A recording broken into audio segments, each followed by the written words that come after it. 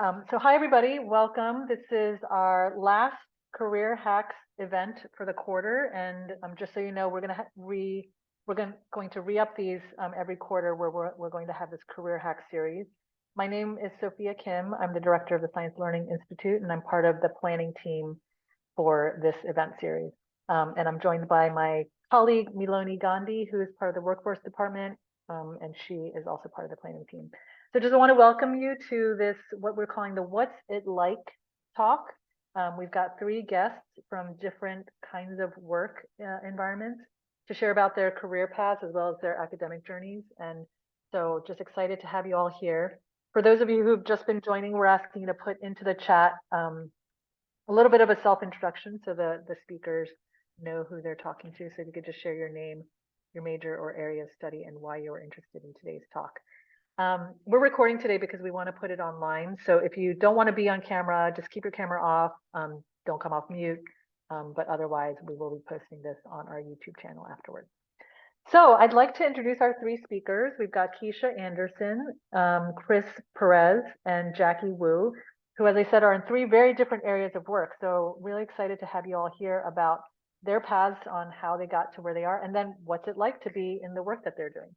So why don't we just do a quick go around, and if you all could share first a little bit about yourself. You can share your name, your pronouns, your current job title, and where you work, and we can start with that. So I'll put that in the chat too for our speakers. And Kisha, do you mind starting? Sure, I can start. Hi, everyone. Thanks for having me here today. My name is Kisha Anderson. I work in email marketing. Right now, I recently have founded an email marketing agency. So with that, I do some email strategy work as well as email development. So lots of marketing, but also some coding as well.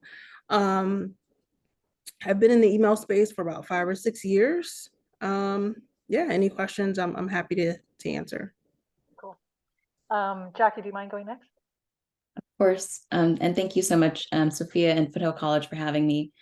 My name is Jackie Wu. My pronouns are she, her. I'm the founder and president of J Wu Consulting, which I founded after leaving the Orange County Registrar of Voters. My background is in voting and elections. I've worked in this field for about maybe 12 years or so, and I'm committed to working on projects that create a more authentic and inclusive democracy. Thanks, Jackie. And Chris? Sure. Yeah, glad to be here. Yeah, thank you for inviting me. So I'm Chris Perez, he, him pronouns. Right now I'm working as a thermal design engineer. So I help design basically the computer chips inside of Apple products. I work for Apple. And basically I'm just trying to make sure that, performance is optimized and, you're able to do as much as you can with your devices. And before that, I was doing a Ph.D. at Stanford University, mechanical engineering. The subset there was a little different. So it was nanoscale thermal transport, so more like physics-based. But this is the role I have now is very applied. So glad to talk about it. Thanks. So I thought how I'd structure the panel today is a little bit of like your kind of childhood formative years, what shaped who you are, then talk a little bit about your academic path, what route you took for your education, and then how you got to the job that you have today. So for students and for folks in the audience, if you have questions as you have them, feel free to just drop them in the chat. We're going to have a Q&A session at the end. But if you have a question that you don't want to forget, feel free to use it in the chat and we'll get back to it later. So yeah, first question is just if you could talk a little bit about where you grew up, what it was like growing up where you grew up, and how maybe some experiences that you had growing up might have influenced the kind of work that you are doing today. So Chris, do you mind giving a start with that? Yeah, sure. So I grew up in Southern California, Los Angeles. So both my parents were immigrants. They came here from Mexico. So we were very poor, basically. And that was kind of a blessing and a curse. A blessing because obviously, you don't have as many resources. You're not just aware, right? So both of my parents didn't go to like high school even. So they didn't know about education and how useful it could be. But it's also a blessing because, I really got this like a work ethic really like inculcated in me, like from a very young age to just keep working to like, do all you can to, succeed, not necessarily in education at the time, but, and working physical labor or whatever. But also my dad, well, we didn't have any money, so we couldn't afford like repairing things. So my dad would teach me how to like repair cars, how to repair tools, and that sort of stuck with me, later in life, actually throughout all my life. So it got me thinking like, oh, maybe I could, fix things, or maybe I can like, make things with my hands, and that got me into the engineering route. Um, but a little background, I guess. So I didn't do very well in high school. I was on the brink of not graduating, basically. I didn't have no credits. I ended up doing work study, so it basically doubled my credits to be able to graduate, which is kind of nice. But I had to like work at the same time. But once I did that, I didn't really care about school. I didn't want to go the college route. It's kind of funny because I ended up getting a PhD, but that's it's funny how that works. But when I was kind of after high school, I was like, oh, I'll just work construction with my dad. So he does construction. But I found myself really liking fixing things and really liking, the mechanical aspects of things. So I was like, oh, let me go to community college and get some kind of certification, maybe work on cars or something. And while there, a lot of these professors basically saw something in me, and they were like, hey, you think differently. Maybe you should take some math classes. Maybe you should take some physics classes, chemistry. And I tried it out. And, at first it was really difficult for me because I didn't know how to study. I didn't know how to put in hours and really like dedicate myself to learning a subject. And that took a lot of training. But once I got over that hump, I was able to, do well, and eventually, apply to a four-year university, get a bachelor's degree, and then be convinced to do a master's degree, and then be convinced to do a PhD. So all of this convincing was basically, professors such as those in Foothill and other community colleges, basically saying like, hey, basically push your bar higher and higher and see where you can go. Basically. And here I am now. So that's sort of the formative years. Yeah. Thanks, Chris. Kisha, do you mind going next?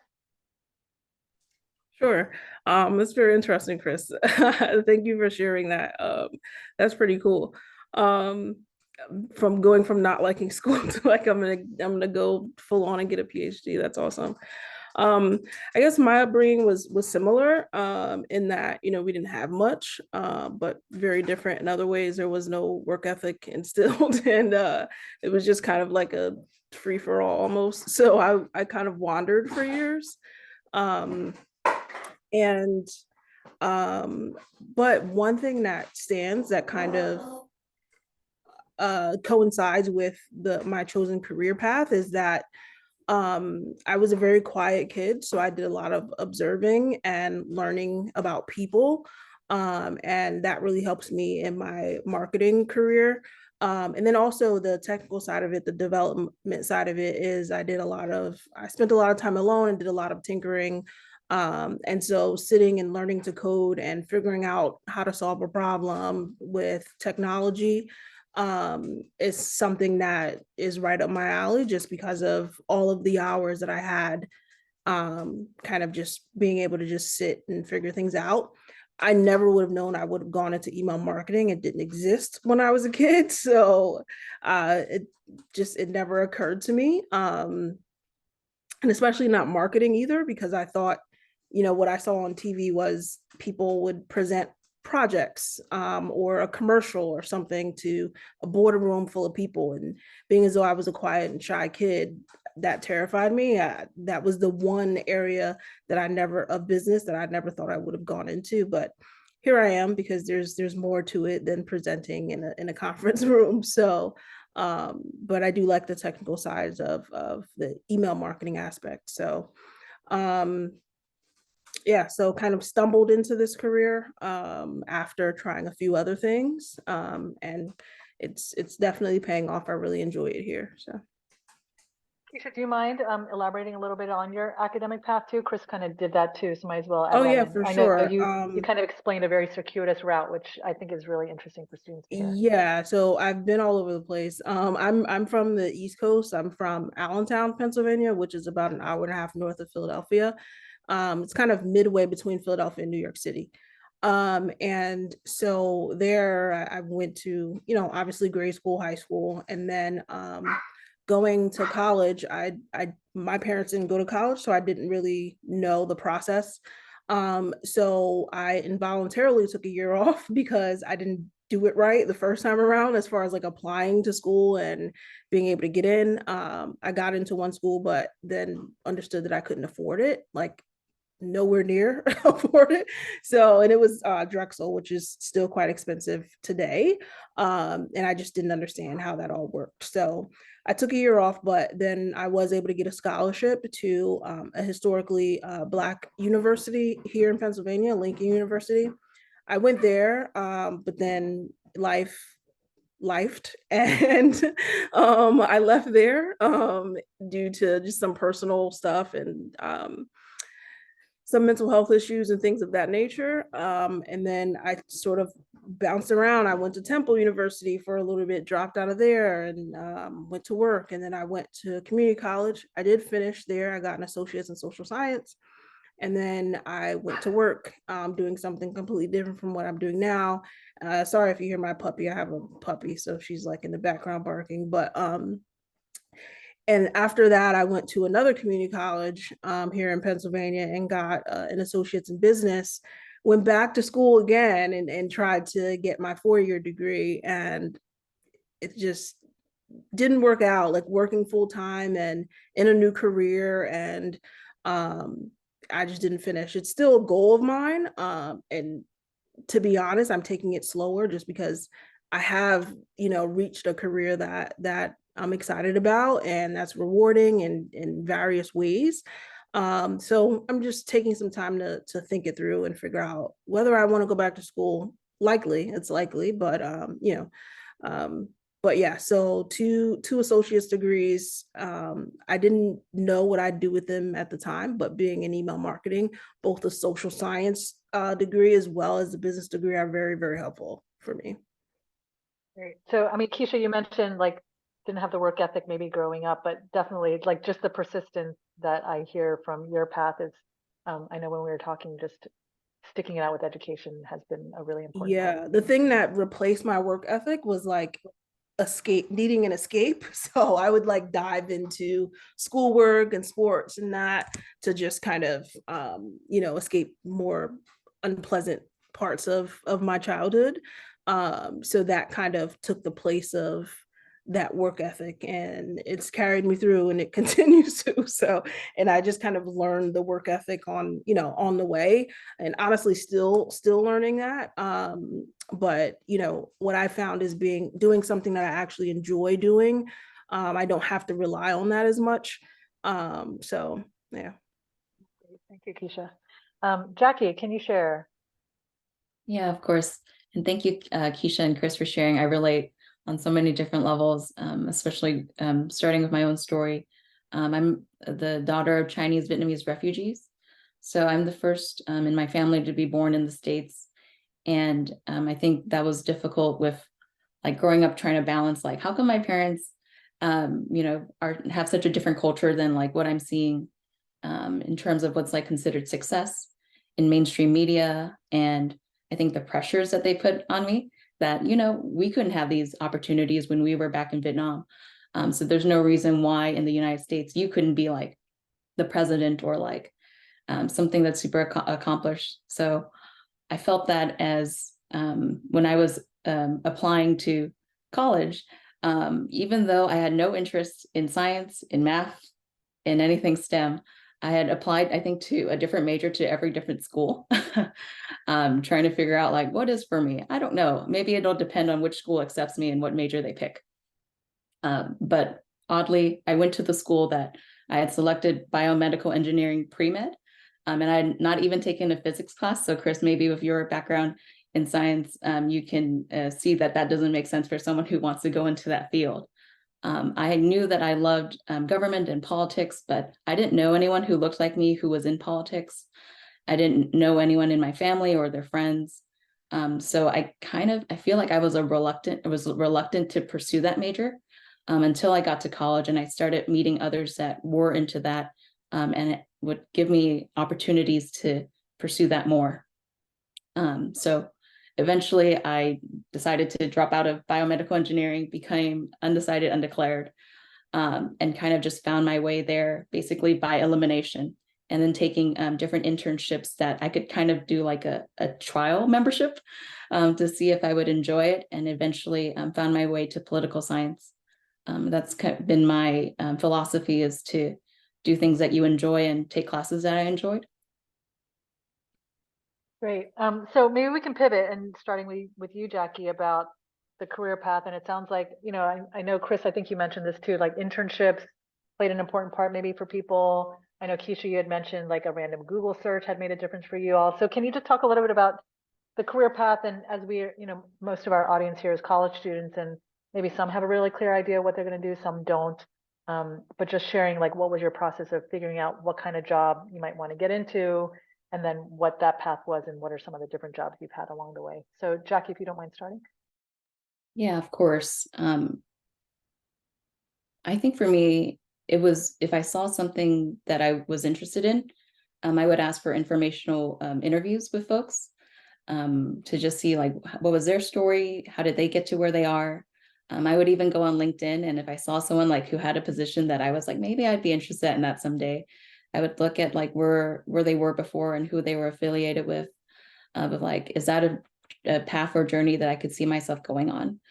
I would say that just having lots of relationships and networking. And I know networking can sound like a big stuffy term, but really it's just talking to people, even if it's small talk or if it's, deeper talks too. But it is a really good way to kind of get that insight of like, before you commit to a job or commit to an internship, you have a chance to preview of what it could be. And yeah, can you talk a little bit about some of the jobs you've had along the way to get to where you are now? Sure. I first started with a couple of local internships with nonprofits in the Orange County area. Just different things that I was interested in. One that was like supporting LGBTQ rights, supporting the Asian American community, and then doing an internship in Washington, D.C. with the Equal Employment Opportunity Commission to see if D.C. was for me. Turns out it wasn't. I do not like the humidity. Sorry, Kisha. I know you're on the East Coast where that is more common than the West Coast.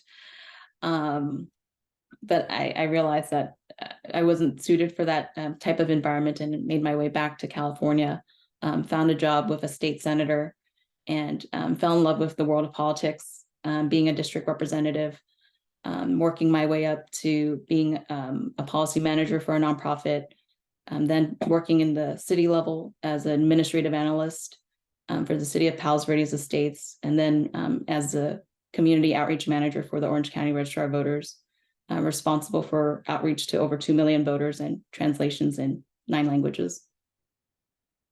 That's great. And maybe one last question before I move on. You mentioned that you're first generation, I'm imagining low income. How much did like pay and money figure into your career choices, and where did that, for students who are in the similar boat, having to think about family responsibilities and that kind of thing, how did that figure out for you?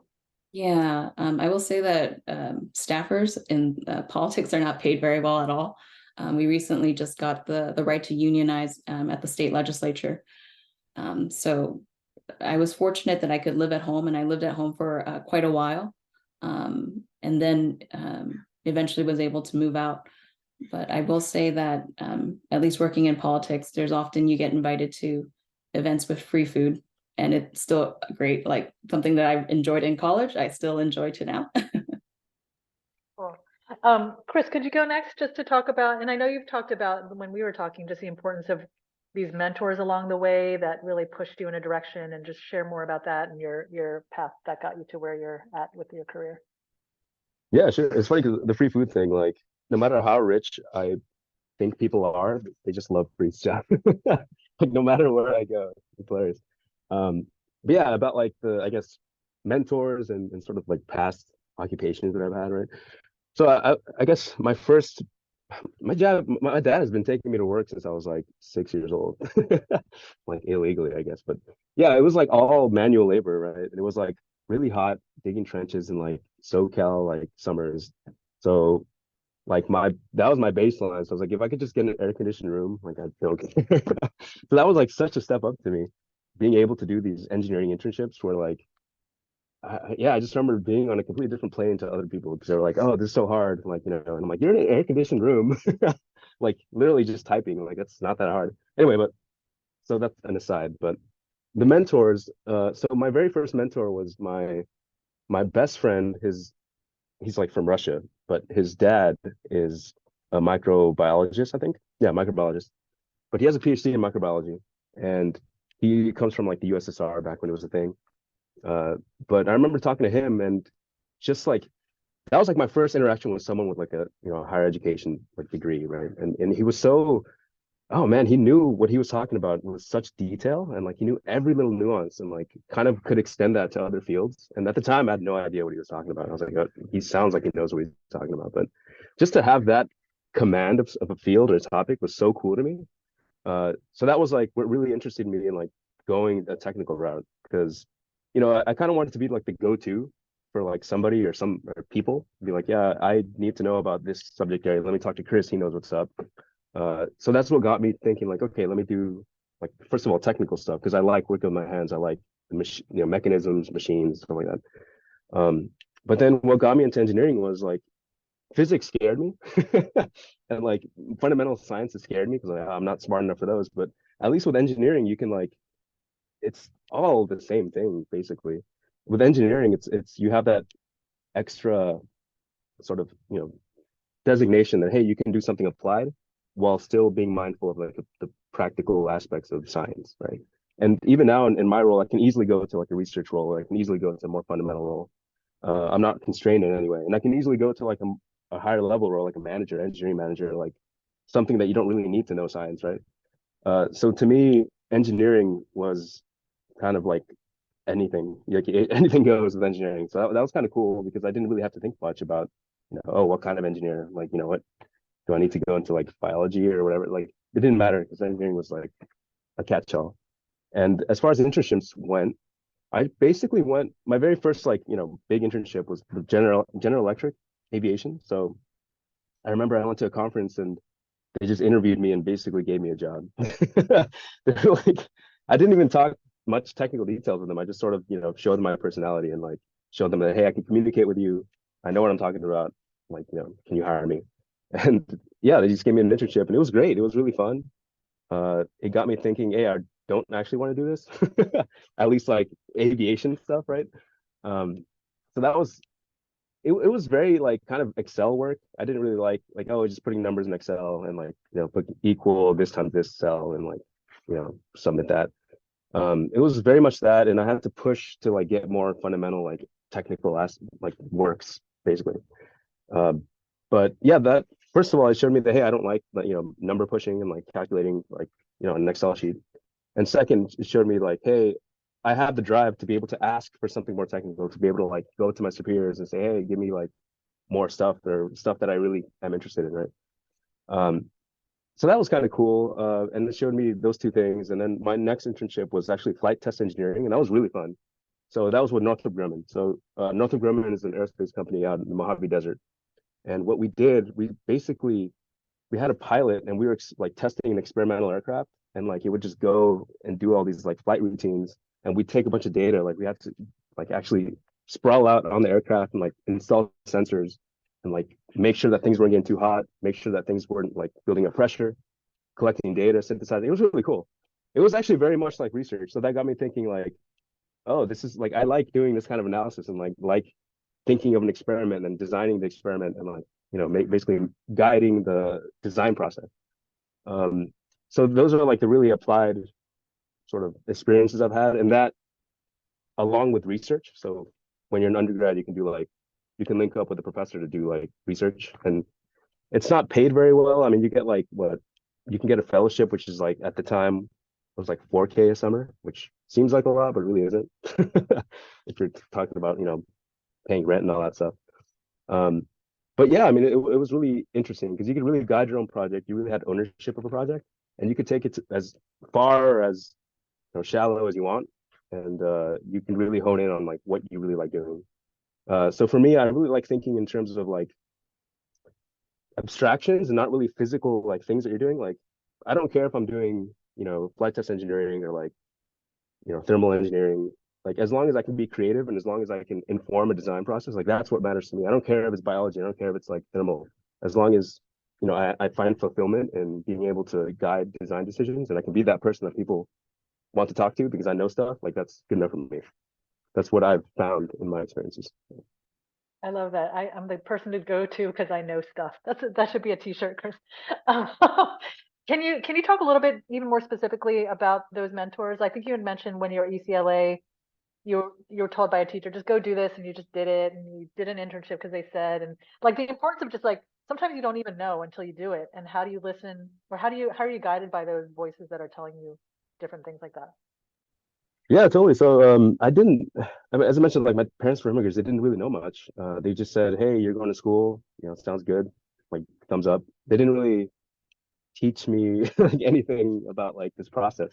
So I really relied on people that sort of, that I was like really, could really resonate with. So I aligned with a lot of, like women in engineering, uh, people of color in engineering, first generation like professors. So all these people like had similar backgrounds like me, and I was able to talk with them more freely and basically gain that trust with them. And if I was able to gain that trust with them, then and if they told me like a piece of advice, then I would follow it, or I would like at least consider it very, very highly, right? So in community college, it was a female professor in engineering. I think she was from Iran. She had escaped Iran or something like that. Um, but yeah, she told me like, hey, you could really do some good being an engineer. So she's the one that kind of put this thought into my head about being an engineer. And I ended up going with her advice and applying to UCs instead of CSU. And it ended up working out. And then while at UCLA, it was a first generation professor. I think he was first generation French. But he basically showed me the world of thermal engineering because I took his thermodynamics class and I was like, this is really cool. I did really well. I would go to his office hours and we sort of built this rapport with each other. And I asked him like, hey, can I do research with you over summer? I have this fellowship that I can like apply to this if you just say yes. And he was like, sure. So he told me, he taught me basically, he introduced me to thermal engineering and he introduced me to the idea of graduate school. And he said, hey, if you really like designing experiments and you really like contributing to the knowledge base of things, you should maybe consider a PhD. Uh, so I was thinking like, I don't want to do this. This is more years. I'm getting older. I want kids. I want a family, right? So, but it ended up working out. And kind of like the financial aspect, that's really funny. Well, I kind of have a skewed perspective because I'm in tech or whatever, right? Which is, I guess, higher paid or whatever. But it's like when I was younger, I didn't really care about money. I was like, I just want to do what I want to do. Like, but now as I'm older, I'm like, yeah, it really matters. I should really care about care about it some more. But that's to say, like, if you're good enough and if you have enough drive and passion, then you can find, basically opportunities anywhere. Like I've had, people reach out basically, not necessarily on my technical merits, but just the fact that, I put myself out there and, people know me or whatever. They reach out to me and they're like, hey, do you want to work on this project? We can pay you like this much, or like we can consult on the side. You can do this and that. So money, I don't think is necessarily much of a driver at this point. But I am more mindful of it now that I'm older. Yeah. I think it's good to hear. Like money, I think when you're younger, I think you can also feel like money has to be the only driver. And so how do you like think about that, knowing that in the future it might not be as much, or the reverse? Cool. Thank you, Chris.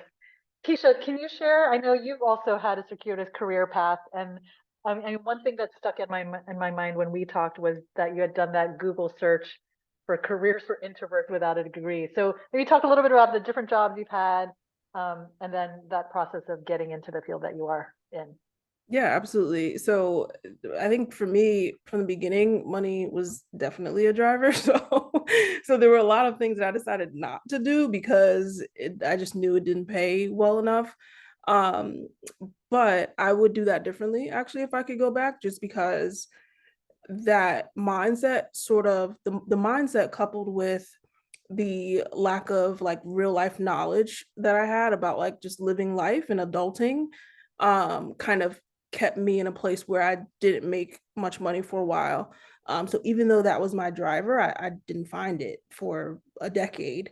Um, but when I was in high school, I didn't know what I wanted to do because I had so many interests, and again, the things that I really liked didn't make a lot of money. So I was trying to figure out like, okay, well, what can I do? I had a teacher that suggested actuarial science to be an actuary. And so when I first went to college, when I got accepted to Drexel, I applied to their actual science co-op program. And so once I actually got to school, I was just like, I don't like upper level math. Like I don't like calculus. I don't like any of this is too hard. So I was good at math previously, and not that I wasn't good at it in college, but it was too hard where other classes that I took, like social sciences were and business classes just came easier. And I liked how that felt. Like this is more interesting. I can see exactly how I could apply some of this. Whereas in calculus, you're in calculus too, doing derivatives, and it's just like, okay, what am I ever going to use this for? But you know, studying the humanities like history, religion, and to some people that would be too abstract, but for me, I'm like, oh, this is all about life. So that's when I started to change majors. I changed majors like 100 times. I've had so many majors, changed schools a bunch of times, came back around to actuarial science when I was almost 30. And so that's when I went back to school to get the associates in business, just to give myself sort of a jumping off point since I hadn't been in school for a while. But then while I was doing that, I was also working full time because, like I said, I was almost 30, and I was working in a call center. And that's when I decided, you know, okay, I'm getting this, you know, business associates, and then, you know, I'll go on to study actuarial science. But is this really what I want to do? Like, it doesn't even feel that interesting anymore. It's something that I've been chasing for like 15 years. Like, do I still want to do this? And I felt like I was tired of struggling, to be honest. Like I was tired of living paycheck to paycheck, not being able to pay my bills, and just thinking about I would have to go through at least 2 more years of school.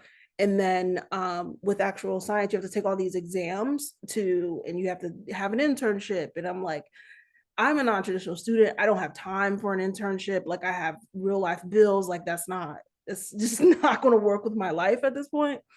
And so that's when I Googled, I used to work Sunday nights in a call center, and it wasn't, as you can imagine, who's calling somewhere on a Sunday night. So it wasn't very busy. So I Googled, you know, careers for introverts without a degree, just because I didn't have the 4-year degree.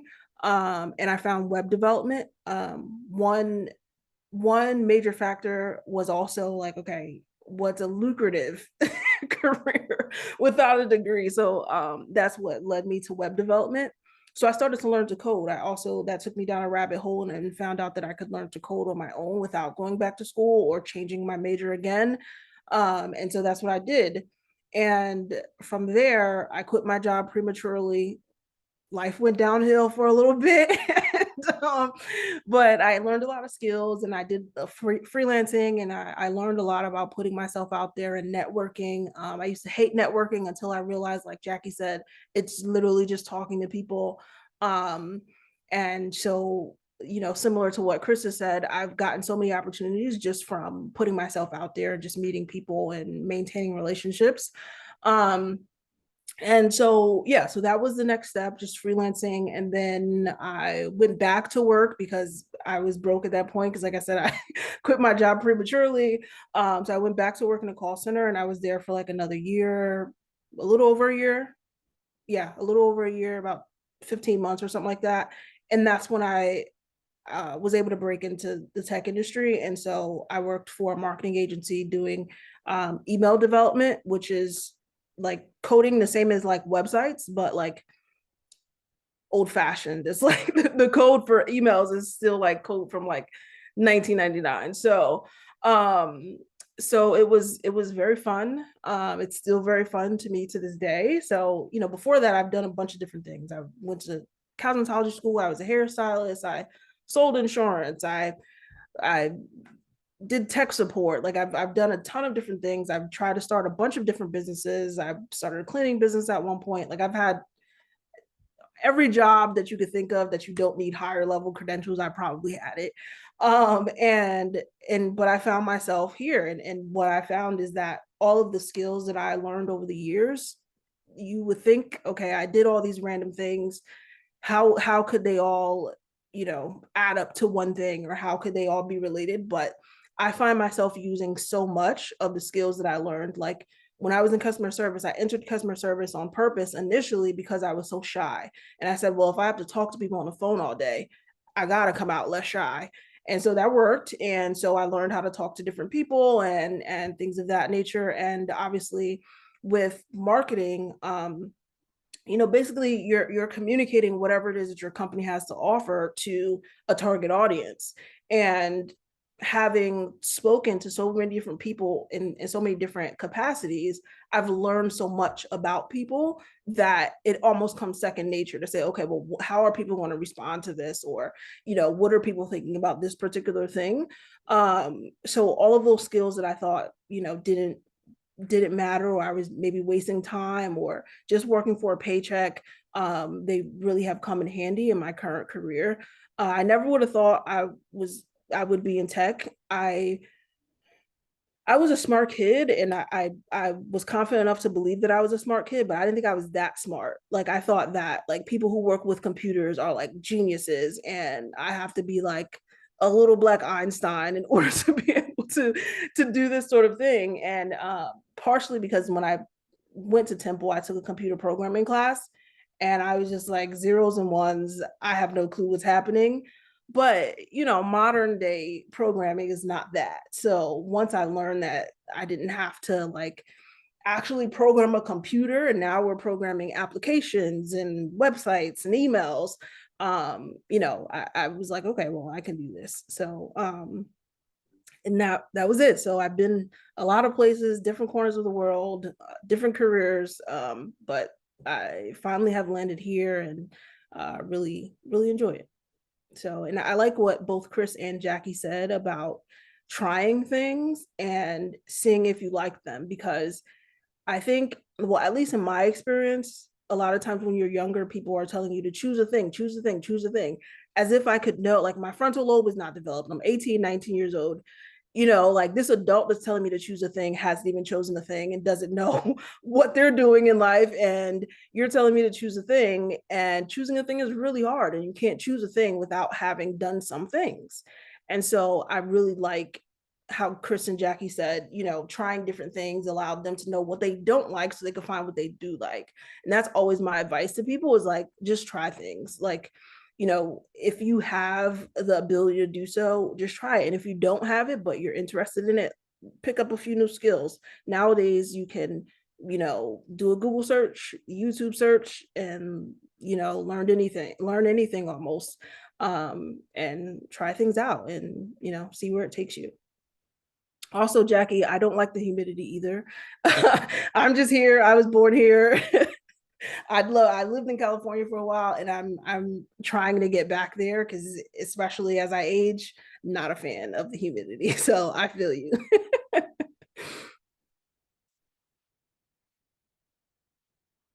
Oh, sorry, I didn't come off mute. So maybe we can shift to the question of the panel, which is what's it like? So maybe we can start with you, Kisha, because you started to go that route. What's it like to be an email marketer? What's kind of in your day to day? If you were to explain to somebody from another planet what an email marketing person does, can you kind of explain for our audience here what is that involve? It could be a combination of a lot of things. So it depends on the company that you work for, or whether you work on your own, if you freelance, or if you work, like the two biggest differences are if you work within an agency or if you work brand side. And basically what that means is if you're working at a marketing agency who has a whole bunch of clients, you're doing a whole bunch of different things.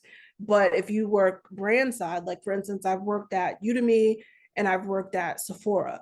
And so working for them, it's like, okay, I'm just doing their email marketing. So I'm sticking with one brand, one message, all the time, the same color scheme and all of that, the same templates and things of that nature. And a template is just like, sort of a base for your email that you're fitting other things into, like whether it's a new sale, new product, or, a new service.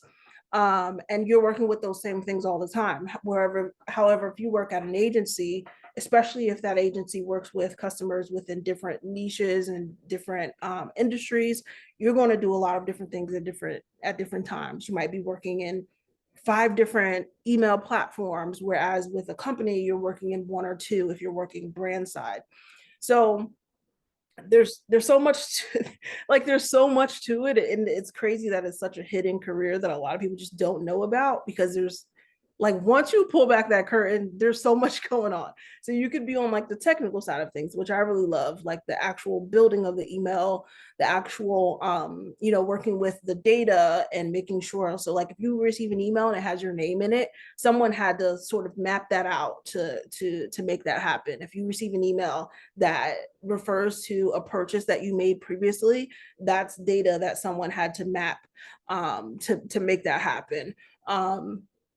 But then there's also the strategy side of it. So it's like, okay, well, what kind of sale do we have? Who would be interested in this sale? Who are we sending this to? How often are we emailing them?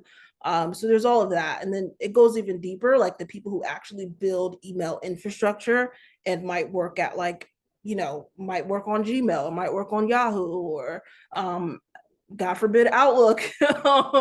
Outlook is like a source of pain for everyone in the email marketing industry, because it's just, email itself is old fashioned and Outlook is even more old fashioned. So lots of pain and struggle there. But yeah, there's so much to it. Every day for me, when I was at Sephora, for instance, I worked in strategy. I didn't do any technical work. So that was a lot of meetings, talking to different brand representatives to make sure that we're representing their brand properly. Because even though it was Sephora, there's a lot of different brands in that store. So retail is a whole different beast. So that consisted of talking to brand representatives, making sure that we're, you know, representing their brand properly, making sure that we're sending emails out on the days that they'll be the most, that they'll bring in the most revenue and stuff like that. And then on the technical side, a day could look like troubleshooting. If someone receives an email that they shouldn't have received, or if someone receives an email with someone else's name in it or someone else's information, you have to track that down and figure out why that happened and fix that so it doesn't happen again. You know, a lot of coding emails, simple coding, but coding nonetheless. So yeah, and again, lots of meetings, depending on whether you're on the strategy or technical side. Strategy side, you're gonna have way more meetings. Technical side, you're gonna have fewer, but you're still gonna have some, because you're still gonna work with stakeholders who are, you know, less technical, and you've got to understand what strategy they're doing, what the goals are in order to achieve, you know, the actual goal. So yeah, lots going on in email that, you know, is kind of undercover. A lot of people don't know about, but we're doing a lot of stuff over here. So Yeah, that's, I mean, if you all think about all the emails you get from the places where you bought something, like the email marketer is the one that's designing all that. So exactly, it's yeah. helpful to hear, like, yeah, the behind the scenes. Not spam though, not the emails that you don't want. We're sending you okay, emails that you signed up for got and it. that you asked to receive. Those aren't email marketers. Let's That's make sure there's a distinction, yeah. not by the bots that are spamming. Right. Cool, thank you. Jackie, what about you? What's it like to be in the position and kind of work that you're doing? Yeah, so as a political consultant, it changes day by day, and also depending on time of the season or what time of the year, if it's an election year, and also depending on who your clients are. So for myself right now, I'm working as a campaign manager for the California Grassroots Democracy Coalition. I'm working with over 140 grassroots organizations across the state who want to empower our most disinvested communities through democracy reforms. We're trying to pass a bill. And tomorrow we have an informational hearing in Sacramento. So right now it's trying to coordinate, get everyone up there. So we have about 50 people coming up, ensuring they get on their flights, they can find the Capitol. We have a prep session for about an hour to prepare them for public comment. And then we actually sit through the hearing, wait for public comment and share, and then debrief after.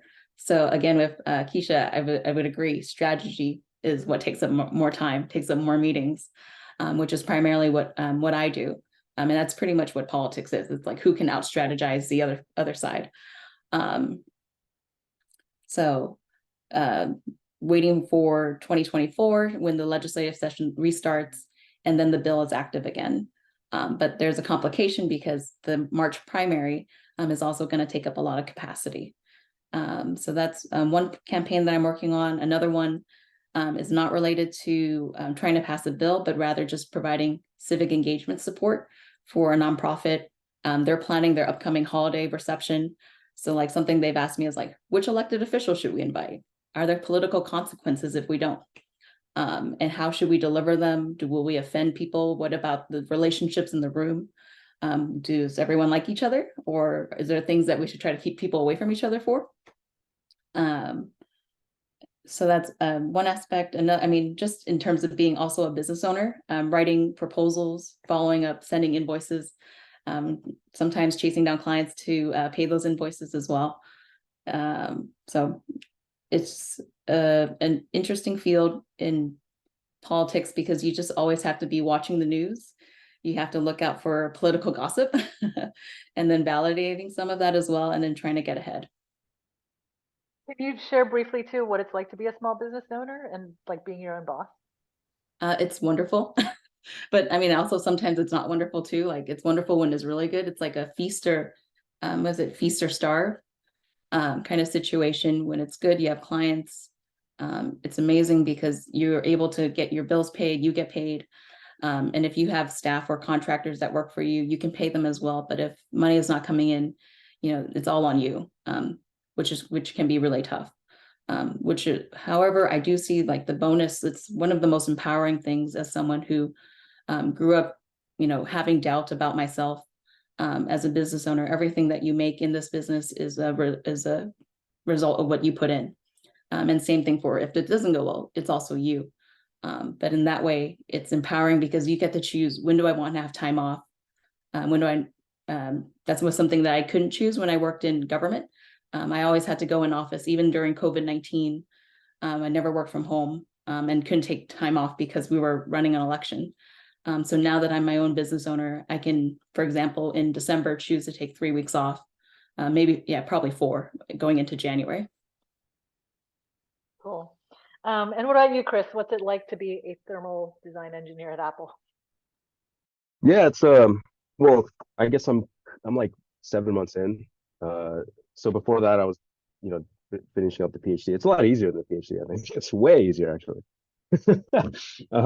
But yeah, like, well, I guess just a little like comparison. So before I was working like regularly 10 to 12 hours a day, right? And then also weekends, and then like missing a bunch of stuff to be able to like get my experiments going, and like conferences and all this. It's just a bunch of stuff and writing and oh God.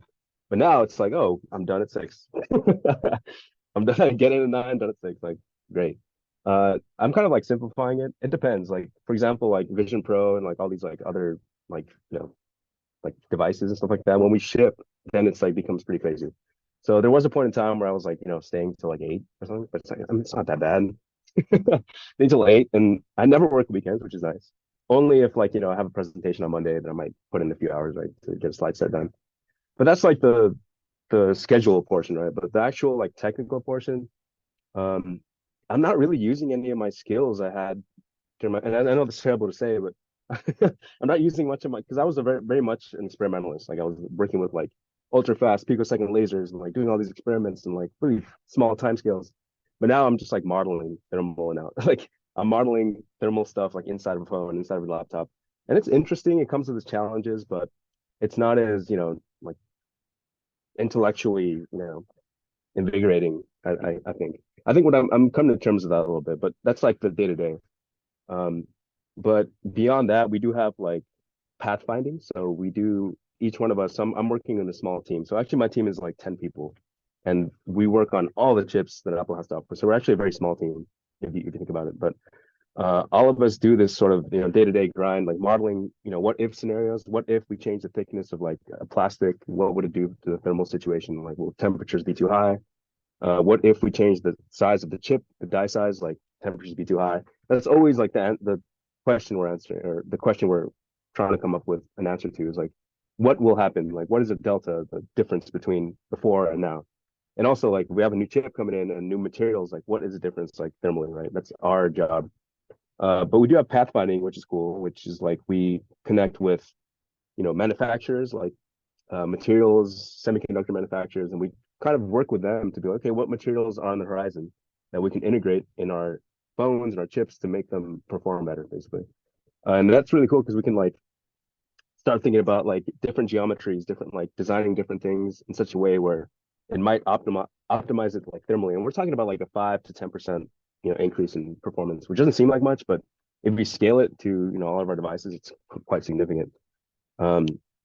And that's sort of like the technical aspects, and also like we're actively developing new experimentation platforms. So we're like developing new capabilities to measure the thermal conductivity of something, to measure the thermal performance of like chips on a very small scale. So that's what I like to do. I don't really like this modeling stuff, but I kind of have to do it. But I like more of the developing new things and like sort of pathfinding and like integrating new materials and really basically building something new. That's really interesting to me. And as far as everything else goes, like there's a lot of unnecessary meetings that could be easily finished with like an email, but people just want to meet for some reason. So that takes a lot of time. And what else? There's a lot of perks, so a lot of discounts, stuff like that, with working with a big company. I've worked with in research, so research and development, which I think the subject area was really cool, but there was no perks at all. Like there were, yeah, if anything, you have to pay to like, anyway, but those are some of the differences. Is there anything else that you were thinking of, Sophia? Chris, I'd be curious, Yeah. you said you've been at Apple for 7 months, and I think Yeah. for a lot of students, especially who live in Silicon Valley, Apple is like Yeah. the dream job.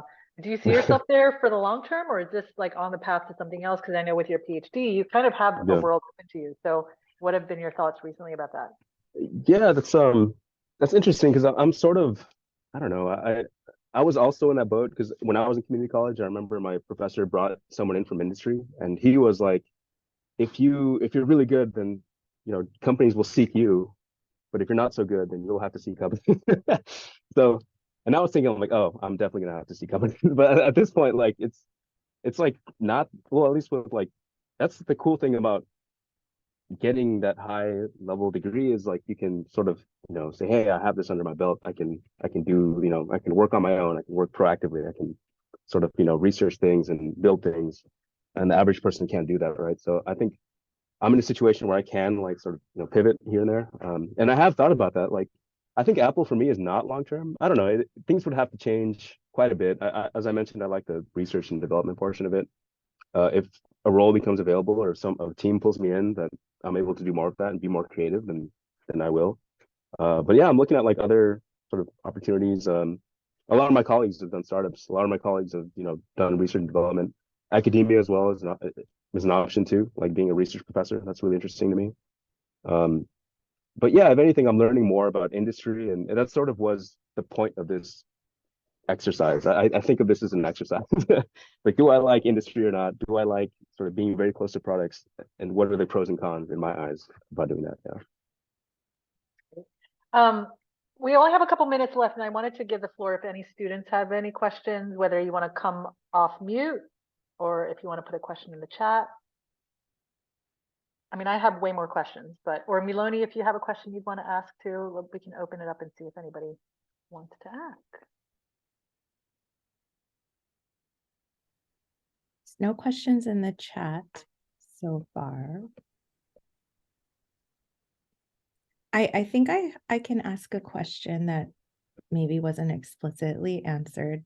What advice, like what is one piece of advice? Because you had so many great sound clips that if I was to pull various things from each of your talks, I could have all sorts of things. But like when students leave from each of your various perspectives, what's the one thing that you wish you would have done when you were in their shoes? You said the one thing that you wish you would have done when what? When you were in their shoes in a Oh, can I similar answer? state. Yeah, go ahead. It ties into the question that Christina just asked too. It's networking. So because like I said, I was a really shy kid and I was terrified of like talking to people and saying the wrong thing, sounding stupid and stuff like that. But once I learned that like everyone is in the same boat, like everyone is trying to be more confident and everyone is trying to learn and get somewhere in life, it's like, and then also if you're already where you're trying to go, or where maybe if someone's already where I'm trying to be, they still started in my shoes at some point.